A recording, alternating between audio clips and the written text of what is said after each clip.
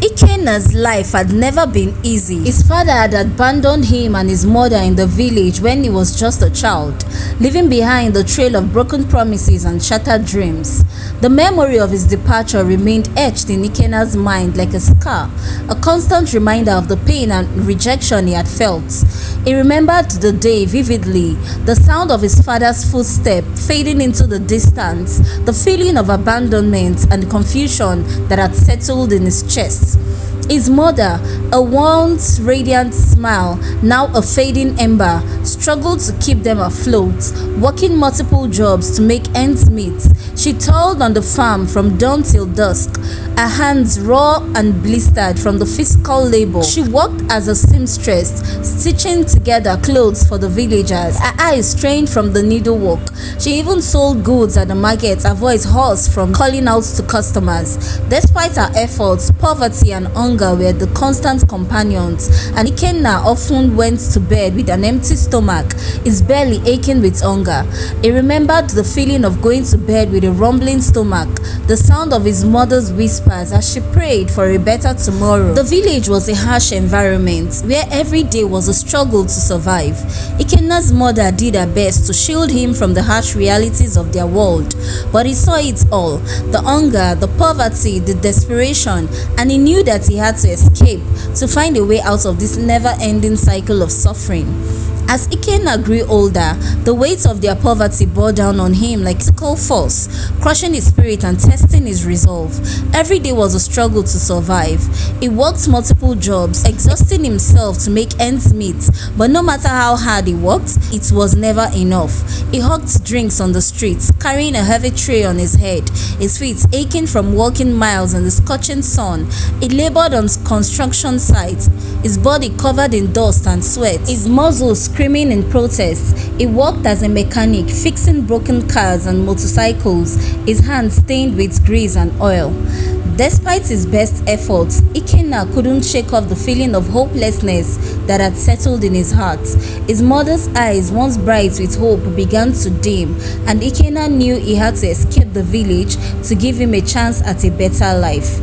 In his mind's eye, he saw them living in a cozy bungalow with a garden full of flowers and a kitchen filled with the aroma of delicious meals. He saw himself working a steady job, earning a decent income, being able to provide for his mother's every need. He saw them laughing together, smiling and enjoying each other's company, free from the burdens of poverty. But for now, that future seemed like a distant fantasy. After some time, Ikenna left for the town, determined to make a new life for himself, filled with hope and anticipation.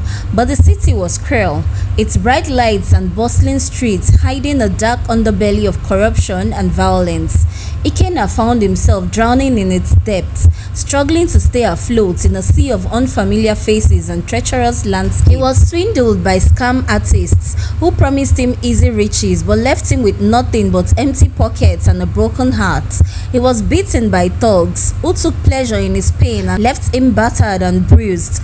He was left to fend for himself on the unforgiving streets, where every day was a fight to survive and every night was a struggle to find shelter. Ikenna did whatever it took to survive, no matter how desperate or dangerous it was. He stole food from the market stalls and clothes from laundry lines. He scammed tourists and business people, using his charm and wit to part them from their money.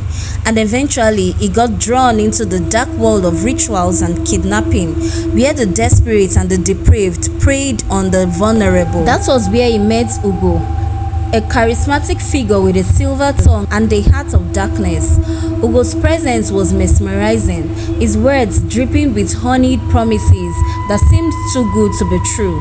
He promised Ikenna wealth and power beyond his wildest dreams, a life of luxury and ease that would erase the struggles of his past. But Ugo's words came with a very strong warning, a whispered caveat that entered at a steep price. Ikenna was desperate and he agreed to Ugo's terms, not knowing that he would soon be forced to pay the ultimate price. But desperation can be a powerful motivator, and Ikenna had no other choice, so he agreed to the terms. Ugo told him that they were to perform a ritual, and the ritual needed someone that was very close, a close person to Ikenna. Ikenna was at a loss. He had no one that he was close to in the town. He told Ugo this, and Ugo promised to help him sort it out. The night of the ritual, Ikenna was blindfolded and led to a dark room. The air was thick with the scent of incense, and the sound of chanting echoed through the space. Ikenna's heart was racing, and his mind was filled with doubts. What was he getting himself into? He was told to sacrifice someone he loved, but he had no one, or so he thought. Ugo's words echoed in his mind. We will provide the sacrifice. You just need to do the deed. Ikenna's mind recoiled in horror, but his body seemed to move of its own accord. He raised the knife, his hands trembling with fear. But just as he was about to strike, a voice pierced the air, a voice that shattered his soul. Namo, Pikonu. It was a voice he knew, a voice that he loved, and in that moment, Ikenna knew that he was doomed. He heard the voice again. Namiko. Ikenna's mother's voice, the same voice that had put him to sleep as a child, the same voice that had encouraged him to keep going even when all seemed lost. Ikenna's eyes widened in horror as he realized who the sacrifice was. He froze, the knife trembling in his hand. He felt like he had been punched in the guts, his breath knocked out of him. His mind was reeling, unable to comprehend the sheer evil that had led him to this moment. Ikenna ripped off his blindfold, and that was when he saw her, his mother, gagged and bound, her eyes pleading with him to stop. She was lying on a makeshift altar, her body restrained by ropes and chains. Ikenna's mind went blank and he stumbled backwards, the knife falling from his hand. He was paralyzed with shock and horror, unable to move or speak. The room was spinning around him and he felt like he was going to pass out. He stumbled and fell to the ground, his head in his hands. He couldn't bear to look at his mother, couldn't bear to see the fear in her eyes. But it was too late. The damage was done. Ikenna had already put the knife through his mother's chest. He couldn't bring himself to think it. The guilt and horror overwhelmed him and he collapsed to the ground, his mind shattered into a million pieces. Ikenna's world had come crashing down around him. Ugonna's laughter echoed in his mind, a haunting reminder of the evil he had unleashed upon himself. Ikenna knew then that he would never be the same again. A part of him had died that night along with his mother. The scream that shattered his soul still echoed in his mind. Immediately, Ikenna woke up from the dream, gasping for air. He had been asleep all this while, and the loud voice of his mother woke him up from his slumber. He was drenched in sweat. Ikenna, wake up. It's time to help me with the farm work.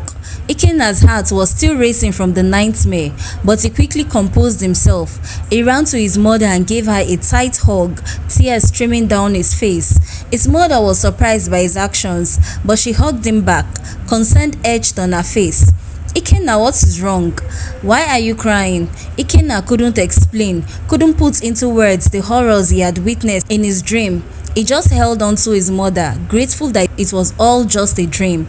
As they hugged, Ikenna felt a relief. It was just a dream, he told himself. It didn't really happen. His mother was alive and well, and he was safe.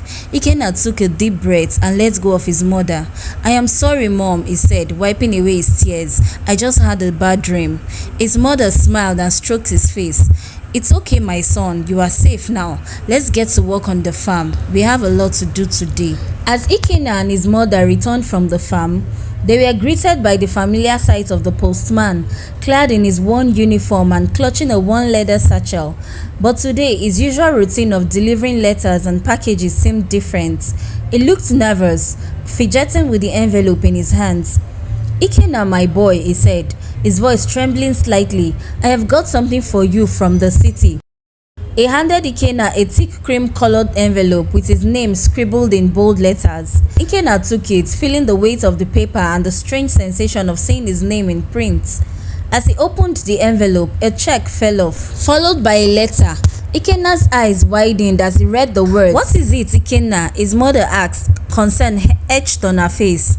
Ikenna's voice trembled as he spoke the words aloud.